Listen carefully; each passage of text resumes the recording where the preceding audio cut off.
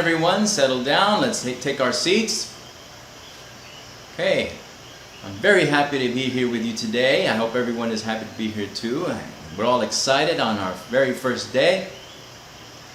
Today we're going to take a look at our poll, and if you haven't done so yet, take a look at the address right here. It's very simple, poleverywhere.com, Cruz de Calles. Cruz de Calles is where that means crossroads, right? Those of you that speak Spanish. Okay, let's make sure that everyone is registered on poleverywhere.com, and we're going to take a warm-up exercise today, and we're going to take a look at some anthropomorphisms.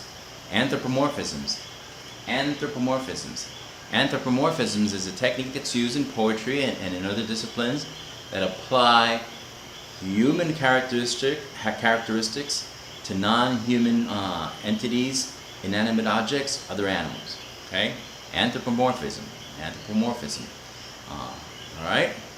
So, let's get started and begin by reading our poem together. Okay, so our poem for today is called Trees. Trees is a poem written by Joyce Kilmer.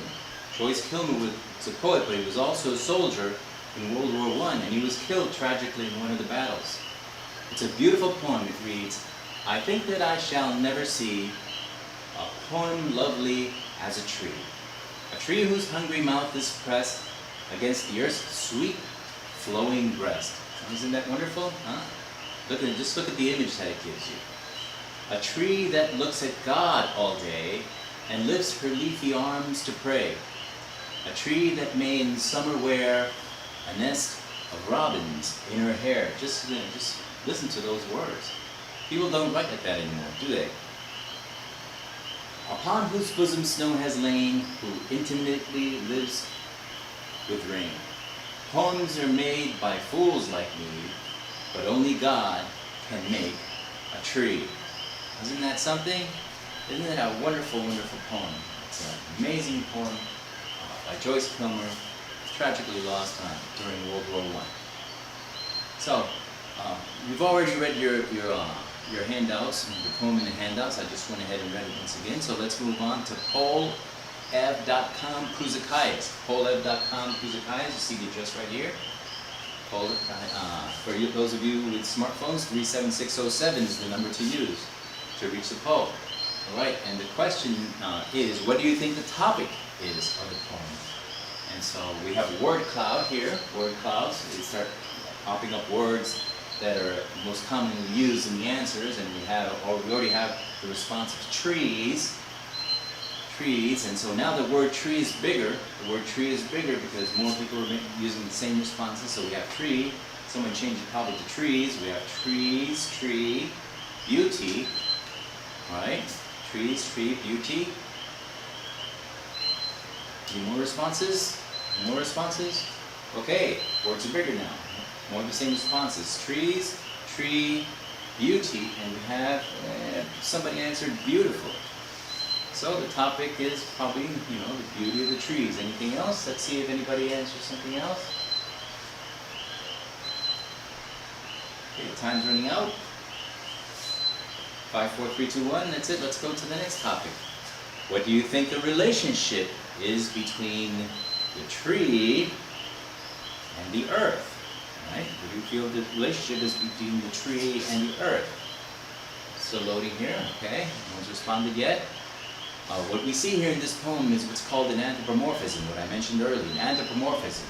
Anthropomorphism, once again, gives human attributes to inanimate objects and non-human animals or other animate objects.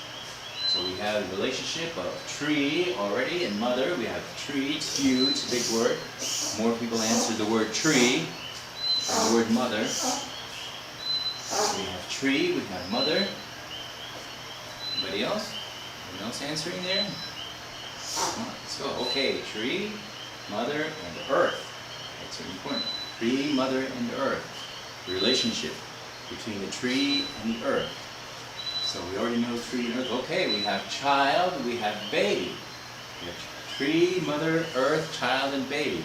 So after reading the poem, we're getting a picture of what the relationship is between the tree and the earth, probably the same relationship or a similar relationship to child and its mother. Now, that's an amazing anthropomorphism. The tree being the child and the earth being its mother. In many cultures, we refer to the earth as the mother.